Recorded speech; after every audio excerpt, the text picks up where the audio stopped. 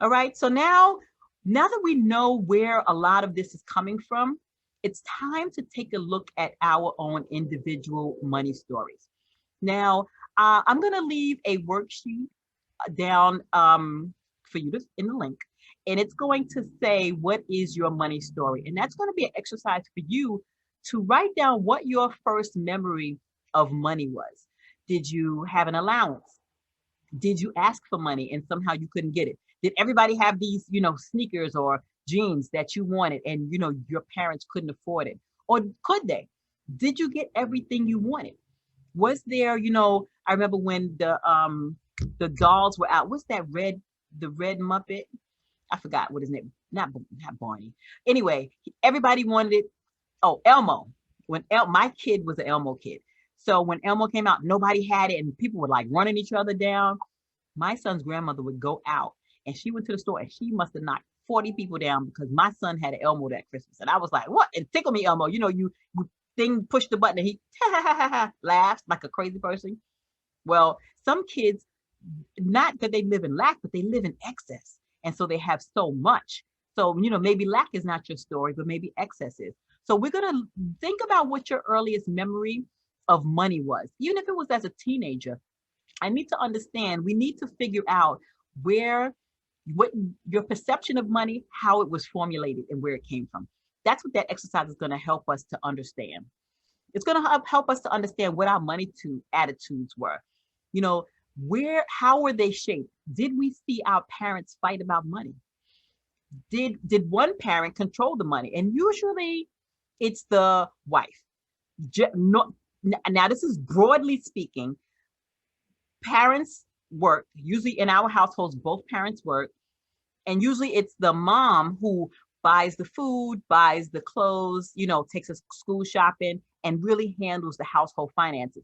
I mean, in some cases it's the dad, but in most cases it's the mom because she's so, in the traditional parental roles, the mom is more closely tied to the inner workings of the household. So usually mom is the one who takes care of all that. But, it could be something different for you. Did you feel or was it understood to you that money was tight? Did you always hear, as a child complaining about money?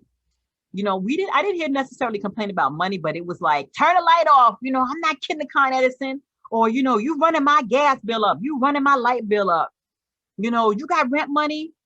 Oh, what about when you wanted to go to McDonald's? McDonald's, you got McDonald's money? And it was like, I'm 4. I don't have McDonald's money, but I see the golden arches. Kids at a very young age, you would be surprised. My son, I didn't take him to McDonald's very often, but somehow, and I guess it was ads, he still knew what the golden arches was about. I don't understand it, but listen, that's how advertising speaks to kids. Their advertisers get paid multiple millions of dollars to target your children.